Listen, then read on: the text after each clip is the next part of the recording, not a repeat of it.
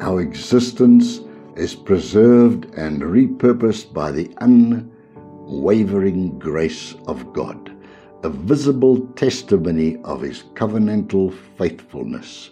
We're not merely surviving, but standing as a signpost of God's faithful love. So today, you don't need to perform to belong. You don't need to fake it to be accepted. You're not an extra in someone else's story, so to speak. You're God's workmanship, the scripture says, His handcrafted image bearer, created to display His glory and grace.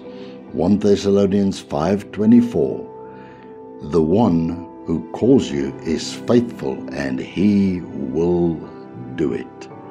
So today, remember, God's faithfulness isn't just what you believe, it's literally what you wear.